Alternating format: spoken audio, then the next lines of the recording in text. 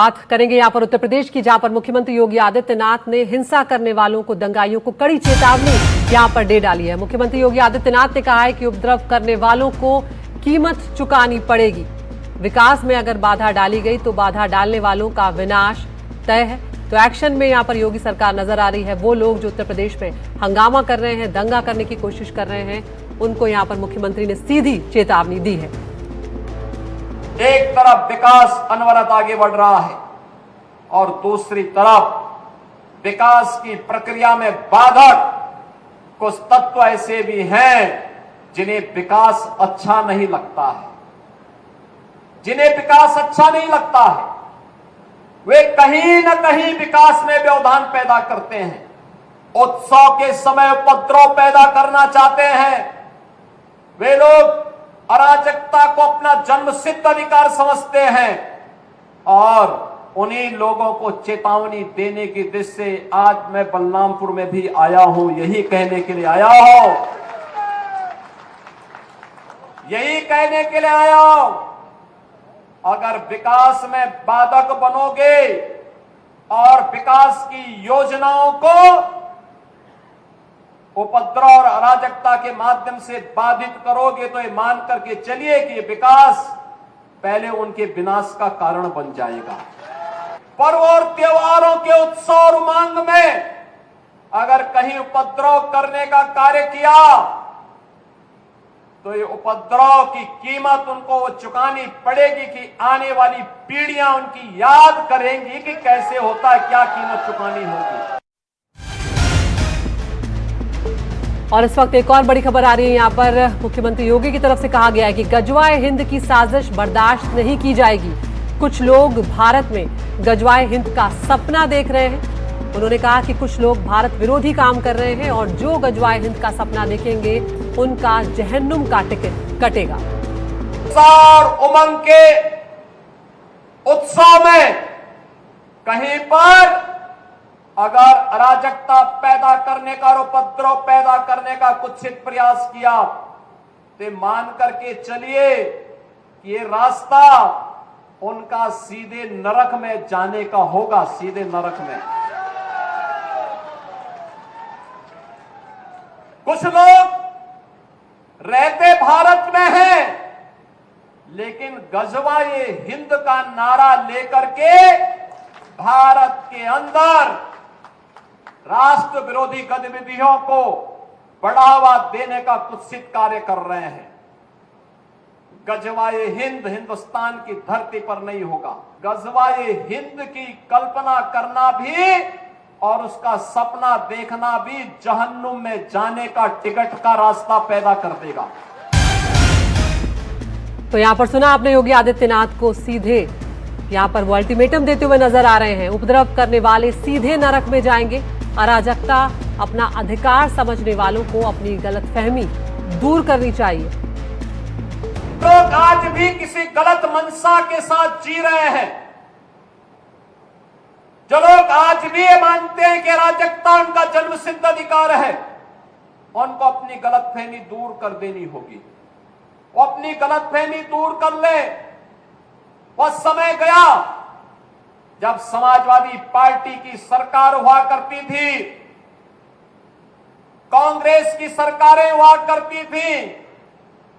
ये लोग दंगा करवाते थे, आगजनी करवाते थे, बेटी की सुरक्षा में सेंध लगाते थे, व्यापारी के प्रतिष्ठानों पर आग लगाते थे और सरकार इनका आवभगत करती थी। वह समय अब चला गया है। अब ये डबल इंजन की सरकार है। अगर बेटी की सुरक्षा पे हाथ डालने का प्रयास किया, व्यापारी के प्रतिष्ठान में आग लगाने का प्रयास किया, उत्साह और उमंग के उत्सव में कहीं पर अगर अराजकता पैदा करने का और उपद्रव पैदा करने का कुत्सित प्रयास किया तो मान करके चलिए कि ये रास्ता उनका सीधे नरक में जाने का होगा, सीधे नरक में। तो यहाँ पर सीधी चेतावनी देते हुए मुख्यमंत्री योगी आदित्यनाथ नजर आ रहे हैं। उधर बरेली की हिंसा पर अब बड़ी खबर सामने आ रही है। एनडीटीवी से डीआईजी ने कहा है कि सुनियोजित साजिश के तहत बरेली में हिंसा की गई। कुछ लोगों से हथियार यहां पर बरामद हुए, ये डीआईजी ने बड़ी खबर यहां पर दी है। और हिंसा की साजिश में तौकीर का करीबी भी शामिल है। क्या कुछ डीआईजी ने कहा है आपको सुनवाते हैं। उनसे बात की हमारे सहयोगी रवि रंजन शुक्ला ने। अजय कुमार साहनी सर से बात करेंगे। सर, जो तौकीर रजा साहब हैं उनको आप लोगों ने गिरफ्तार किया है, अभी हालात क्या हैं सर शहर के? आप खुद हमारे साथ यहाँ सड़कों पर खड़े हैं, देख रहे हैं, हालात पूरी तरह से सामान्य है और प्रॉपर तरीके से लोग घरों से खरीदारी कर रहे हैं।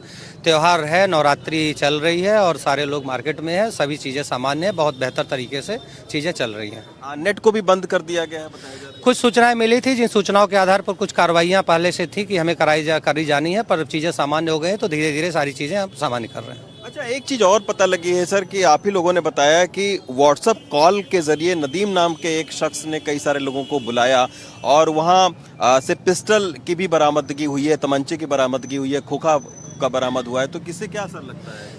ये प्री प्लान्ड वे में अभी तक जांच में आया है कि पहले से चीज़ें प्लान की गई थी और बाद में सारी चीज़ें खत्म होने के बाद कुछ लोग आए और वहां से खोखे, कंट्री मेड वेपन भी कुछ लोगों से बरामद किए गए हैं। जो गिरफ्तारियां हुई हैं, मौके पे भी काफ़ी चीज़ें बरामद हुई हैं।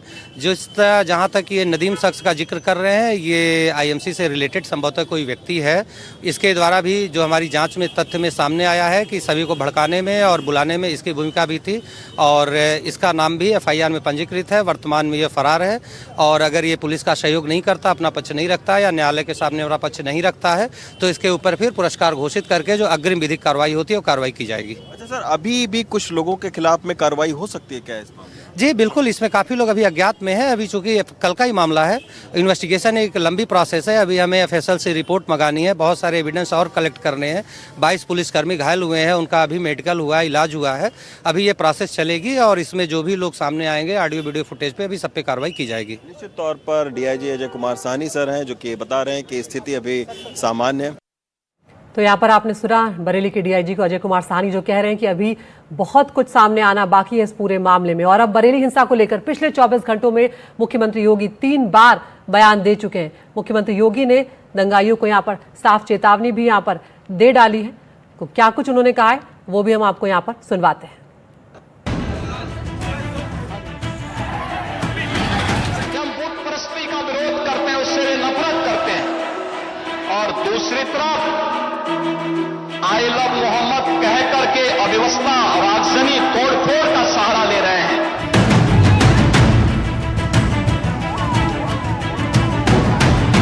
आस्था के नाम पर आगजनी करोगे फिर छोड़ेंगे भी नहीं और एक बार छोड़ेंगे नहीं तो फिर छोड़ोगे भी कभी नहीं। जब भी कोई हिंदू पर्व और त्योहार आता है उनको गर्मी आने लगती है।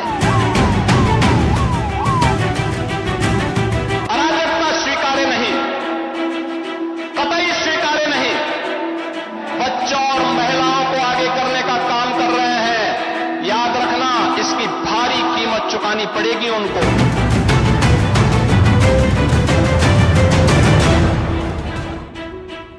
यूपी के कानपुर से शुरू हुआ आई लव मोहम्मद विवाद धीरे धीरे पूरे देश में फैल गया। यूपी के शहरों में मुस्लिम समुदाय सड़क पर उतरा और बैनर पोस्टर लेकर अपनी आस्था का इजहार कर रहा था। लेकिन शुक्रवार को बरेली में जुटी भीड़ ने हिंसक रूप ले लिया। भड़काऊ नारेबाजी की गई, पुलिस पर पत्थरबाजी हुई, कई पुलिस वाले घायल भी हुए। हिंसा के बाद सीएम योगी ने सीधी चेतावनी दी। बहनों और भाइयों, आपने देखा होगा महापुरुष किसी भी परंपरा में हो उनका सम्मान होना चाहिए। आस्था अंतःकरण का विषय है, प्रदर्शन का विषय नहीं हो सकता। जिसकी जो आस्था है अपनी आस्था के अनुसार अपने कार्यक्रमों को संपन्न करे, किसी को आपत्ति नहीं होगी। लेकिन आस्था के नाम पर तोड़फोड़ करोगे, आस्था के नाम पर आगजनी करोगे, आस्था के नाम पर राह चलते हुए नागरिकों पर हमला करोगे, बेटियों का जीना हराम करोगे और व्यापारियों के प्रतिष्ठानों पे आगजनी करोगे, पुलिस पर हमला करोगे, तो छेड़ोगे तो फिर छोड़ेंगे भी नहीं और एक बार छोड़ेंगे नहीं तो फिर छोड़ोगे भी कभी नहीं।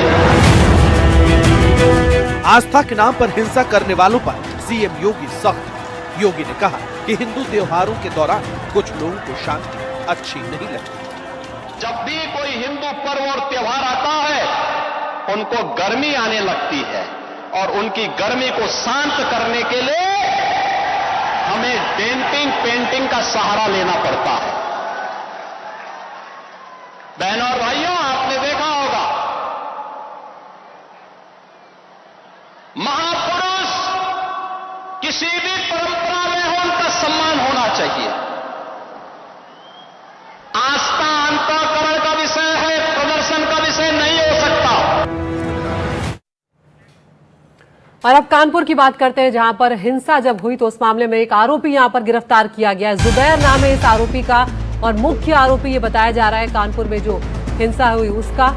कानपुर में जुबैर अहमद खान समेत 30 से 25 अज्ञात लोगों पर एफआईआर दर्ज की गई है। भड़काऊ ऑडियो वायरल कर माहौल बिगाड़ने की कोशिश का आरोप जुबैर पर लगा है।